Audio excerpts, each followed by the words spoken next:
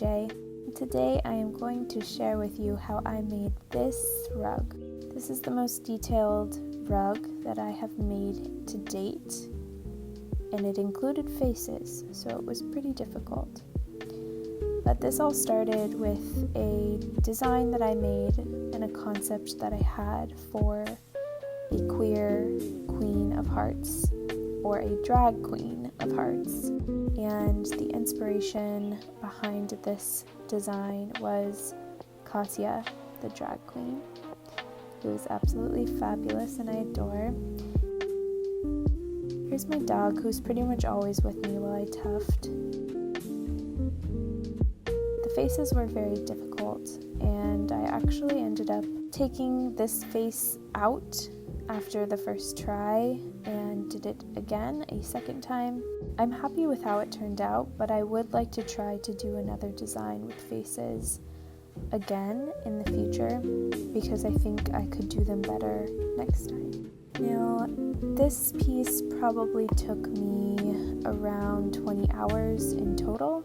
It was a project that I worked on probably over the span of a week, maybe more.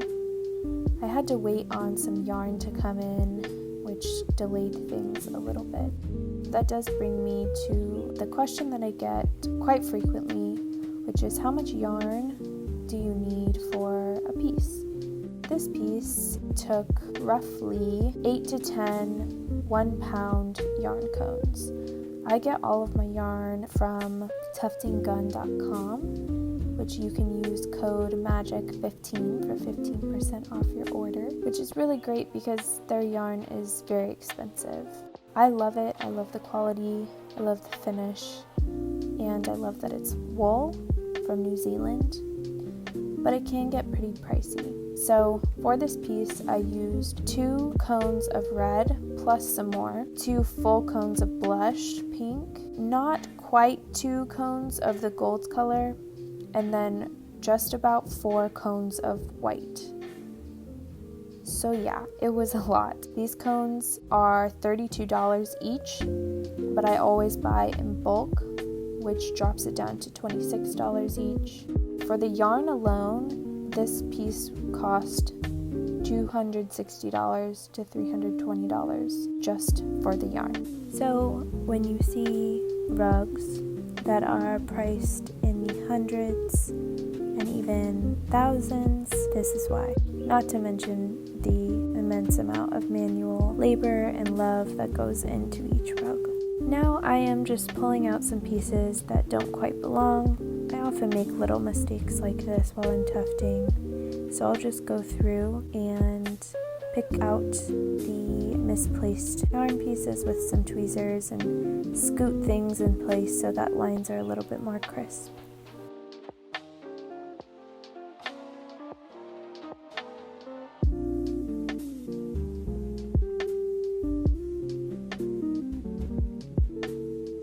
And as we're approaching the end here, I was ready to glue.